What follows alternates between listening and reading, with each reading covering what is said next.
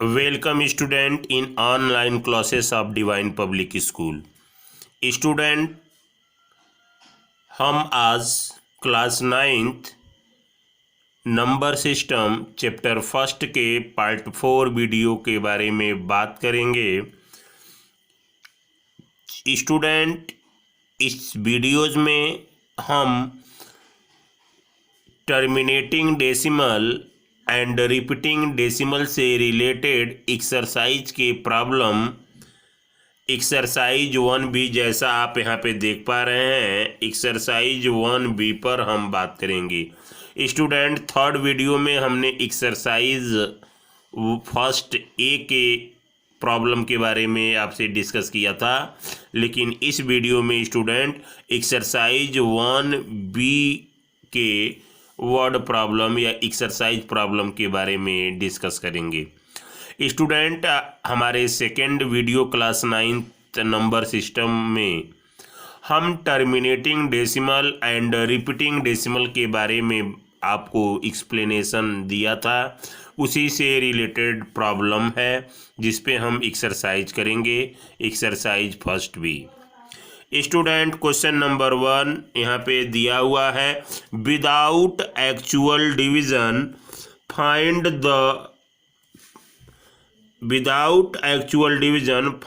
which of the following rational numbers are terminating decimal।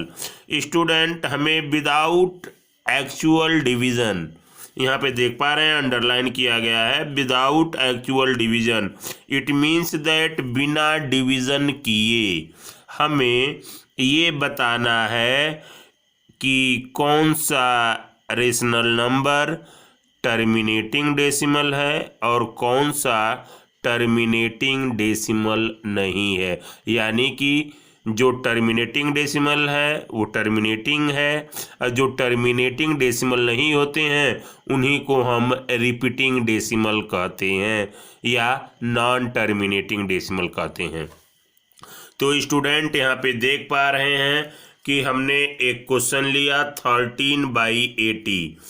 13/80 लिया। यह एक रेशनल नंबर है क्योंकि यह P/Q के फॉर्म में दिया हुआ है, जिसका न्यूमरेटर 13 एंड डिनोमिनेटर 80 है। तो स्टूडेंट, यहाँ पे क्वेश्चन में जैसा लिखा हुआ है विदाउट एक्चुअल डिवीजन, हमारे पास दो मेथड हैं स्टूडेंट। एक मेथड तो ये है कि हम उसे डिवाइड करते हुए चले जाएं, उसका जो आंसर है वो डेसिमल में आए और रिमाइंडर 0 आए, तब वो टर्मिनेटिंग डेसिमल कहलाता है, जैसा हमने पार्ट 2 वीडियोज में बताया है। तो यहाँ पर 13/80 दिया हुआ है, जिसका फर्स्ट मेथड कि कैसे हम पता करेंगे कि यह टर्मिनेटिंग डेसिमल है या नहीं है। तो उसका फर्स्ट मेथड में हम क्या करेंगे, इसके डिनोमिनेटर को पता करेंगे। तो यहाँ पे देख पा रहे हैं डिनोमिनेटर ऑफ 13/80 इज 80। तो यहाँ पे स्टूडेंट इसका डिनोमिनेटर हमें 80 मिल जा रहा है, यहाँ पे देख पा रहे हैं। अब हम इसका स्टूडेंट फैक्टराइजेशन करेंगे, प्राइम फैक्टर करेंगे। तो 80 की प्राइम फैक्टर हमें मिल रहा है, 80 का प्राइम फैक्टर मिल रहा है 2 × 2 × 2 × 2 × 5, यानी कि 2 यहाँ पे 4 टाइम्स आया हुआ है स्टूडेंट। तब हम इसकी वैल्यू 2⁴ × 5 कर दे रहे हैं। तो स्टूडेंट, आपको टर्मिनेटिंग डेसिमल में बताया गया था कि अगर टर्मिनेटिंग डेसिमल पता करना है तो कोई भी रेशनल नंबर P/Q के फॉर्म में है तो उसके डिनोमिनेटर को अगर प्राइम फैक्टर केवल 2 या केवल 5 या 2 और 5 होता है तो ही टर्मिनेटिंग डेसिमल होता है। जैसा स्टूडेंट मैं आपको बुक पे भी दिखाना चाहता हूँ, यहाँ पर देख पा रहे हैं इम्पॉर्टेंट पॉइंट, यहाँ पे इम्पॉर्टेंट रूल लिखा हुआ है। यहाँ पर देख पा रहे हैं कि लिखा है a rational number P/Q is expressible as a terminating decimal only when prime factor of q are 2 and 5 only। यानी कि कोई भी रेशनल नंबर है, अगर उसे टर्मिनेटिंग डेसिमल क्लियर करना है तो उसके डिनोमिनेटर या तो केवल 2 का फैक्टर हो, या केवल 5 का फैक्टर हो, या 2 and 5 का ही फैक्टर हो। तो 2 का फैक्टर होगा, 2 का फैक्टर होगा तो भी वो टर्मिनेटिंग डेसिमल है, 2 और 5 का फैक्टर होगा तो भी टर्मिनेटिंग डेसिमल है, एंड केवल 5 का फैक्टर है तो भी टर्मिनेटिंग डेसिमल होता है। तो स्टूडेंट यहाँ पे देख पा रहे हैं इसका डिनोमिनेटर 80 है, जो केवल इसका फैक्टर 2 और 5 है। ये मतलब नहीं है कि यहाँ पे 2 कितनी बार आया है या 5 कितनी बार आया है, केवल 2 आए या 2 एंड 5 आए या केवल 5 आए, इसके अलावा 3 ना आए, 7 ना आए, 11 ना आए, ऐसे नंबर नहीं आना चाहिए। तो यहाँ पर हम देख पा रहे हैं कि 80 का factor 2 multiply 2 multiply 2 multiply 2 multiply 5 है। तो 10 80 हैज नो, यहाँ पे देख पा रहे हैं 80 has no prime factor of other than 2 and 5, कि 80 का जो प्राइम फैक्टर है वो 2 और 5 के अलावा कुछ भी नहीं है। तो यानी कि इसका डिनोमिनेटर 2 और 5 का फैक्टर है, hence 13/80 is a terminating decimal. अगर ये पहला मेथड था स्टूडेंट, अगर 2 and 5 के अलावा यहाँ किसी और नंबर से भी मल्टीपल होता तब वो टर्मिनेटिंग डेसिमल नहीं होता। यानी कि अगर वो टर्मिनेटिंग नहीं होता तो क्या होता, तो स्टूडेंट अगर वो टर्मिनेटिंग नहीं होता तो वो रिपीटिंग डेसिमल होता, और रिपीटिंग डेसिमल को ही हम रेकरिंग डेसिमल कहते हैं, और उसका एक अदर नाम भी है जिसे हम नॉन टर्मिनेटिंग डेसिमल भी कहते हैं। तो ये पहला मेथड था स्टूडेंट। तो आपको जो भी विदाउट एक्चुअल डिवीजन कहेगा तो आपको यही मेथड उसके डिनोमिनेटर का प्राइम फैक्टर निकालना है। अगर उसका प्राइम फैक्टर केवल डिनोमिनेटर का प्राइम फैक्टर केवल 2 में आता है, या केवल 5 के मल्टीपल में आता है, या 2 and 5 के मल्टीपल में आता है तो टर्मिनेटिंग डेसिमल होगा। दूसरा मेथड यहाँ पे देख पा रहे हैं, यहाँ पे लिखा हुआ है अदर मेथड। अदर मेथड में स्टूडेंट हम इसको टर्मिनेटिंग डेसिमल जानने के लिए हम एक्चुअल डिवीजन का भी प्रयोग कर सकते हैं, लेकिन स्टूडेंट यहाँ क्वेश्चन में विदाउट एक्चुअल डिवीजन लिखा हुआ है। तो स्टूडेंट जब विदाउट एक्चुअल डिवीजन लिखा है तो हम ये फर्स्ट मेथड यहाँ से देख पा रहे हैं, यहाँ से लेकर के हमने यहाँ तक ये मेथड उसका पहले डिनोमिनेटर निकालेंगे, उसका प्राइम फैक्टर निकालेंगे और देखेंगे उसका प्राइम फैक्टर 2 and 5 का केवल फैक्टर है, या केवल 2 का फैक्टर है, या केवल 2 के मल्टीपल में है, या 5 के मल्टीपल में है। तो स्टूडेंट दूसरा जो मेथड है यहाँ पे देख पा रहे हैं एक्चुअल डिवीजन। यहाँ पे 13/80 लिखा है, तो हमने 30 को यहाँ पे 13 को अंदर लिखा है, 80 को यहाँ किया है। तो देख पा रहे हैं यहाँ 80 है, यहाँ 13 है, तो ये डिवाइड नहीं होगा, इसलिए हमने यहाँ पे डेसिमल लगा करके यहाँ पर एक 0 बढ़ाया है। तो 81 जा 80 हमने यहाँ पे 1 लिखा, यहाँ से सब्ट्रैक्ट किया तो 50 बचा। स्टूडेंट यहाँ पे देख पा रहे हैं 50 में डेसिमल लगने की वजह से यहाँ पे एक 0 बढ़ जाएगा, तो 86 जा 480। तो स्टूडेंट यहाँ पे 20 बचेगा, 20 में फिर एक 0 बढ़ जाएगा। फिर हमने 82 जा किया तो यहाँ पर 440 बचा, फिर हमने एक 0 उठाया। फिर हम यहाँ पे देखते पा रहे हैं 85 जा 400। तो यहाँ पे देख पा रहे हैं कि यह जो क्वोशेंट है वह ऑलरेडी डेसिमल में है 0.1625, और यहाँ पे देख पा रहे हैं कि यहाँ पे रिमाइंडर कुछ नहीं यानी कि 0 बचा है। Hence 13/80 is a terminating decimal. लेकिन स्टूडेंट अगर विदाउट एक्चुअल डिवीजन पूछता है तो केवल फर्स्ट मेथड करेंगे, अगर एक्चुअल डिवीजन पूछता है तो स्टूडेंट इस तरह का जो डिवाइड होता है इसे हम एक्चुअल डिवीजन कहते हैं।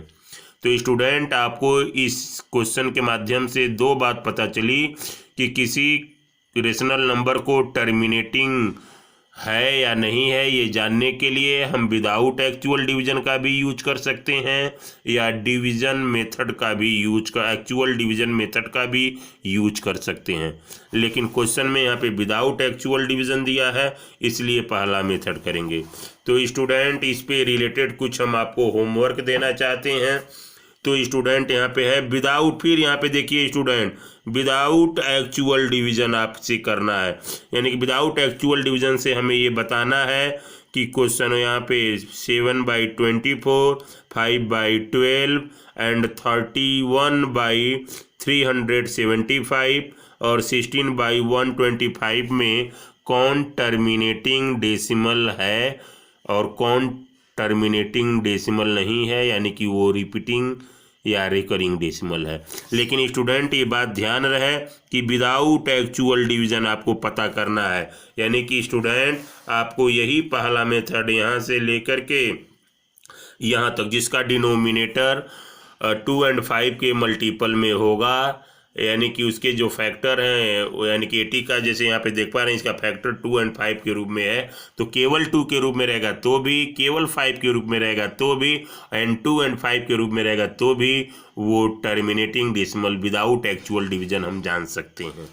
तो स्टूडेंट एक और इम्पॉर्टेंट क्वेश्चन है जिस पे हम बात कर रहे हैं। क्वेश्चन नंबर 2 आप देख पा रहे हैं, write each of the following in decimal form and say what kind of the decimal expression each है। तो स्टूडेंट हम आपको बता दें कि कोई भी रेशनल नंबर या तो टर्मिनेटिंग डेसिमल होता है या तो रिपीटिंग डेसिमल होता है, और ये दोनों ही टर्मिनेटिंग डेसिमल या रिपीटिंग डेसिमल रेशनल नंबर होते हैं। तो स्टूडेंट यहाँ पे हमको ये बताना है कि ये एक 5/8 जो यहाँ पे देख पा रहे हैं यह एक रेशनल नंबर है, लेकिन ये कौन सा रेशनल नंबर है, किस टाइप का रेशनल नंबर है, कि यह 5/8 टर्मिनेटिंग डेसिमल है या रिपीटिंग डेसिमल है, ये बताना है इस तरह के क्वेश्चन में जैसा देख पा रहे हैं। तो यहाँ पर 5/8 लिखा है, तो हमने लिखा है यूजिंग डिवीजन मेथड, यानी कि हम एक्चुअल डिवीजन मेथड जो अभी पिछले वाले क्वेश्चन में हम बात कर रहे थे, तो एक्चुअल डिवीजन मेथड से हम ये बात पता लगा सकते हैं आसानी से। तो क्योंकि हो सकता है वो टर्मिनेटिंग हो सकता है वो रिपीटिंग हो। तो यहाँ पे देख पा रहे हैं यहाँ पे 5 है, तो हमने यहाँ 5 ले लिया, यहाँ पे 8 ले लिया, डिवाइड नहीं जाएगा तो यहाँ पे डेसिमल लगा करके हमने यहाँ पे 1 0 बढ़ा लिया तो ये 50 हो गया। तो 8 6 जा 48 यहाँ पे हो गया, तो 50 में से 48 जाएगा तो स्टूडेंट 2 बचेगा, डेसिमल होने की वजह से यहाँ पर 0 बढ़ जाएगा और 6 हमने यहाँ लिख दिया। अब 8 2 जा 16, स्टूडेंट यहाँ पे हमने 2 लिख करके यहाँ पे 16 किया, यहाँ पे सब्ट्रैक्ट किया तो स्टूडेंट 4 बचा, डेसिमल होने की वजह से यहाँ 0 आ गया। 8 5 जा 40, तो स्टूडेंट इस तरह देख पा रहे हैं 5/8 की जो वैल्यू है वो डेसिमल में यहाँ पे देख पा रहे हैं डेसिमल में है, और इसके बाद कंटिन्यू नहीं आ रहा है, यानी कि रिमाइंडर यहाँ पे देख पा रहे हैं रिमाइंडर 0 है, यानी कि क्वोशेंट डेसिमल में है और रिमाइंडर 0 है। Hence it is a terminating decimal. आपको टर्मिनेटिंग डेसिमल में बताया गया था स्टूडेंट कि आंसर क्वोशेंट जिसको आप कहते हैं एक्चुअल डिवीजन करने से वो डेसिमल में आना चाहिए और जो रिमाइंडर है वो 0 आना चाहिए। इसलिए एक्चुअल डिवीजन से हम ये पता कर सकते हैं कि यह टर्मिनेटिंग है या रिपीटिंग है। रिपीटिंग पता करने के लिए एक और एग्जांपल हमने आपके सामने लाए हैं, यहाँ पे दिया हुआ है 3/11, तो इसको भी हम यूजिंग एक्चुअल डिवीजन मेथड से हम कर रहे हैं स्टूडेंट। तो यहाँ पे देख पा रहे हैं 11 और यहाँ पे 3 है या 30 नहीं है, ये 3 है, यहाँ पे डेसिमल लगाने के बाद हमने ये 0 बढ़ाया है, तो 11 2 जा 22, यहाँ पर 30 में से 22 जाएगा तो स्टूडेंट 8 आएगा, यहाँ पर डेसिमल लगने की वजह से एक 0 बढ़ेगा तो 80 हो जाएगा। 11 7 जा 77, तो हमने यहाँ पे 7 रख करके 77 कर दिया स्टूडेंट, सब्ट्रैक्ट किया तो 3 आया स्टूडेंट, डेसिमल लगने की वजह से यहाँ पे 0 बढ़ जाएगा तो 30 हो जाएगा स्टूडेंट। फिर 11 2 जा 22 करके स्टूडेंट फिर हमने सब्ट्रैक्ट किया तो 8 आएगा स्टूडेंट, फिर डेसिमल की वजह से 0 बढ़ेगा तो 11 7 जा 77 स्टूडेंट, यहाँ पे 77 है तो यहाँ पर 77 है, ये 77 7 है 77 है स्टूडेंट। तो यहाँ पे 80 में से 77 जाएगा, 3 बचेगा। यानी कि जो टर्मिनेटिंग डेसिमल नहीं होते हैं, यानी कि जो रिपीटिंग डेसिमल होते हैं, उसके आंसर डेसिमल में तो होते हैं लेकिन वो कभी भी कटते नहीं हैं। यहाँ पे देख पा रहे हैं 2 7 2 7, अगर हम फिर इसको करें तो फिर 2 7 2 7 कंटिन्यू आता जाएगा। यानी कि ऐसे नंबर जो रिपीटिंग, इसका नाम ही है स्टूडेंट, यानी कि वो नंबर बार बार बार बार रिपीट करेंगे। इसको हम सॉल्व करेंगे स्टूडेंट तो कभी कटेगा भी नहीं और कंटिन्यूअस 2 7 2 7 2 7 2 7 आता रहेगा, इसलिए इसको हम डॉट डॉट डॉट कर दिए हैं। तो स्टूडेंट इस तरह देख पा रहे हैं 3/11 का वैल्यू 0.27 बार है। और स्टूडेंट जहाँ पे बार नोटेशन लग जाता है या जहाँ पर बार बार कोई नंबर रिपीट करता है और क्वोशेंट में डेसिमल हो, रिपीटिंग डेसिमल के लिए क्वोशेंट में डेसिमल हो और रिमाइंडर कुछ बचा हो और वो नंबर कंटिन्यू कुछ न कुछ बढ़ता जा रहा हो, तो ऐसे एक्सप्रेशन को नॉन टर्मिनेटिंग एक्सप्रेशन या रिपीटिंग एक्सप्रेशन कहते हैं। तो स्टूडेंट यही बताना था। एक एग्जांपल हमने यहाँ पे देख पा रहे हैं, टर्मिनेटिंग कैसे है वो बता दिया कि रिमाइंडर 0 आना चाहिए, क्वोशेंट डेसिमल में आना चाहिए, और दूसरा एक्चुअल डिवीजन मेथड से कि रिपीटिंग डेसिमल कैसे है। तो यहाँ पे रिपीटिंग डेसिमल को बार नोटेशन से रिप्रेजेंट करते हैं स्टूडेंट, इसलिए यहाँ पे हमने लिख दिया hence 3/11 is repeating decimal. Repeating decimal के अलावा इसका एक और नाम है जिसे हम नॉन टर्मिनेटिंग डेसिमल कहते हैं, यानी कि जो टर्मिनेटिंग नहीं होते हैं वही नॉन टर्मिनेटिंग होते हैं। तो स्टूडेंट नॉन टर्मिनेटिंग को ही हम रिपीटिंग डेसिमल कहते हैं। और एक और नाम आपको वीडियो 2 में बताया था कि रिपीटिंग डेसिमल को हम रेकरिंग डेसिमल भी कहते हैं। और आज एक पॉइंट और बता रहे हैं कि रिपीटिंग डेसिमल रेकरिंग डेसिमल का एक और नाम है जिसे हम नॉन टर्मिनेटिंग डेसिमल भी कहते हैं स्टूडेंट। तो इस तरह से क्वेश्चन नंबर 2 में स्टूडेंट यहाँ पर बताना है कि कौन सा रेशनल नंबर टर्मिनेटिंग है और कौन सा रेशनल नंबर रिपीटिंग डेसिमल है। तो क्वेश्चन नंबर 2 के बेस्ड पे स्टूडेंट हम यहाँ पे फिर एक होमवर्क आपको दे रहे हैं, write each of the following in decimal form and say what kind of decimal expression each है। बताना है स्टूडेंट कि ये जो 7/25 है यह टर्मिनेटिंग डेसिमल है या रिपीटिंग डेसिमल है। तो एक्चुअल डिवीजन का यूज करते हुए स्टूडेंट आपको बताना है। वैसे ही स्टूडेंट 5/13 को बताना है कि यह टर्मिनेटिंग डेसिमल है या रिपीटिंग डेसिमल है। स्टूडेंट उसी प्रकार 11/24 को बताना है कि यह टर्मिनेटिंग डेसिमल है या रिपीटिंग है। ऐसे ही इस क्वेश्चन में, ऐसे ही इस क्वेश्चन में, और ऐसे ही इसको मिक्स्ड फ्रैक्शन है तो इसे हम पहले इम्प्रॉपर फ्रैक्शन में बदल करके तब आपको बताना है कि यह टर्मिनेटिंग है या रिपीटिंग है। तो इस तरह स्टूडेंट हम उम्मीद करते हैं कि पहले क्वेश्चन पे बेस्ड प्रॉब्लम को और ये दूसरे को यहाँ पे देख पा रहे हैं ये दूसरे क्वेश्चन का बेस्ड प्रॉब्लम है, ये दोनों क्वेश्चन को आप कर पाएंगे। Thank you for watching video. Thank you. Have a nice day, student.